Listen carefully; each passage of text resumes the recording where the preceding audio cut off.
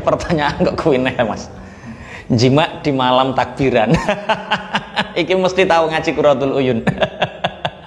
Memang di kitab Qurratul Uyun itu diterangkan. Cuma sebelumnya itu bagaimana sih sebenarnya hukumnya jima di malam takbiran itu, kita harus memahami satu hadis. Ini dalam kitab Azkar Nawawi terangkan bahwa man ahya lailatal aid lam yamut qalbuhu. Barang siapa yang menghidupkan malam hari raya, itu hatinya tidak akan pernah mati. Yaumatamutul qulub, ketika hari-hari di mana hati itu mati. Makanya pesan-pesannya para yai, nek malam takbiran itu sebisa mungkin walaupun ba'diyah isya kerjakan sholat, walaupun sholat sunnah 2 rakaat kerjakan. Jadi jangan sampai kamu tidak menghidupkan malam Lailatul Aid, malam hari raya. Lah, kok yo kowe mikir jima barang. Tapi kan gini. Lah, bagaimana kalau memang itu terjadi? Karena memang ada orang Jakarta lama nggak ketemu sama istrinya, ada merantau di Papua lama nggak ketemu istrinya, ketemu malam hari raya. Bagaimana kalau ngebet? Jadi gini, yang haram ketika berhubungan suami istri itu ketika haid, ketika nifas. Sebagaimana firman Allah, yas'alunaka 'anil mahid. Mereka bertanya kepadamu Muhammad tentang haid. Qul huwa adzan fa'tazilun nisaa fil mahid.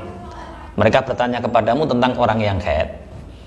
Qul huwa adza, katakan bahwa haid itu kotor. Fa'tazilun nisaa fil mahid, maka jauhilah orang yang haid. Maka dari ayat ini kita bisa simpulkan bahwa berhubungan suami istri dengan saat istri haid, saat istri nifas itu hukumnya haram. Lah bagaimana dengan di malam takbiran? Menurut Syekh Muhammad At-Tihami ini hukumnya makruh. Menurut Syekh At-Tihami, tapi nanti kita bahas yang agak panjang. Akhbarahu rahimahullah ta'ala annal jima'a yumna'u fi hadhil layali al-arba'ah. Menurut Syekh Muhammad At-Tihami bahwa sebaiknya dihindari jima berhubungan suami istri di 4 malam. Kapan itu? Idul Adha yang pertama, yaitu saat Idul Adha. Yang kedua, wal lailatil ula min kulli syahrin. Yang kedua yaitu saat tanggal pertama dari setiap bulan, berarti setiap tanggal 1 Zulhijjah, tanggal 1 Muharram, tanggal 1 Safar, tanggal 1 Rabiul Awal dan lain sebagainya, setiap tanggal 1. Wa nisfu kulli syahrin, dan separuh dari setiap bulan, berarti setiap tanggal malam purnama, setiap malam purnama. Itu juga makruh menurut Syekh Muhammad At-Tihami. Kemudian wa akhiru lail minhu, jadi akhir malam dari setiap bulan, berarti setiap tanggal malam 30 atau malam tanggal 29. Kenapa pendapatnya Syekh Muhammad At-Tihami mengatakan 4 malam ini makruh? Karena wa yuqalu inna syaitana yujami'una fiha.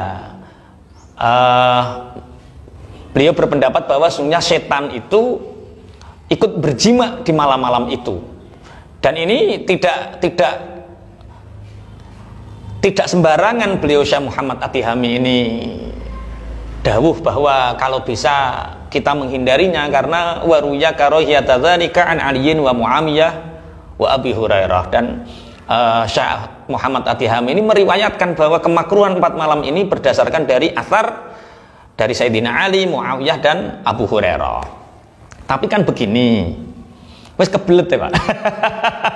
Wong ketemu bojo ya mau hari raya tok, malam takbiran kok dimakruhkan. Begini, dalam kitab Tuhfatul Muhtaj karangan Ibnu Hajar, itu ada satu keterangan wa yuraddu dzalika bi anna dzalika lam yathbut fihi syai'un, bahwa Ibnu Hajar menolak pendapat Imam Al-Ghazali ini. Jadi yang berpendapat kemakruhan 4 malam itu yang masyhur adalah Muhammad At-Tihami, Syekh Muhammad At-Tihami dan Imam Al-Ghazali, kedua ulama mutasawwifin, kedua ulama tasawuf. Kemudian Ibnu Hajar ini membantah karena ketika diteliti lam yathbut fihi syai'un, dalil yang dikemukakan oleh Syekh Imam Al-Ghazali dan Syekh Muhammad At-Tihami sangat lemah sekali. Berarti menurut Ibnu Hajar ini tidak makruh, dan menurut ulama yang lain juga tidak makruh. Lah gampangnya kan gini. Nek sampeyan kebelet ya. Nek sing ngruntu bojo rasa takok. Kalau memang kita jarang ketemu istri, ketemu juga saat malam hari raya wis keempet, kan alasan kemakruhannya kan inna syaitana yujami'una fiha, bahwa setan itu ikut ambil. Ya didoani ae setane. Bagaimana? Doane wis apal kabeh to ya nek ape kumpul bojo Allahumma jannibi syaitana wa jannibi syaitana ma razaqtana, wis dongane wae setane ben kabur. Dan insya Allah berarti intinya apa? Intinya perbedaan ulama niki jangan lihat bahwa kok berbeda-beda ulama, ada yang memakruhkan dan ada yang tidak. Ada satu kaidah likulli maqamin maqal. Jadi orang itu tergantung makomnya.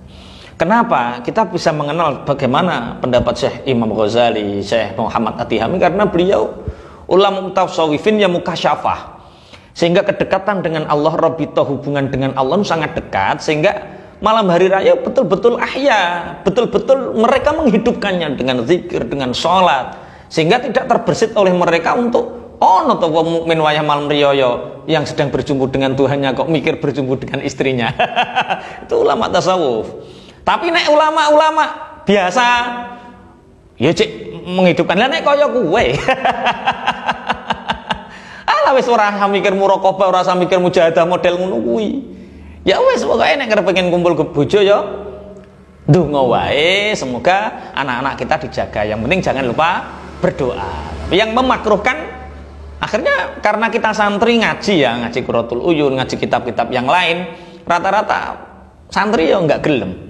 Pokoknya ya wis ngempet malam takbiran diempet engko mari subuh apa mari riyaya wis langsung.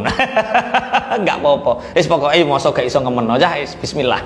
Jadi tergantung Mas. Jadi nek sampean pengin nglakoni ya ndonga, umpama nglakoni ya ora dosa, tapi kalau bisa doa, nek santri-santri ingkang zuwirain insyaallah ya dihindari. Oke.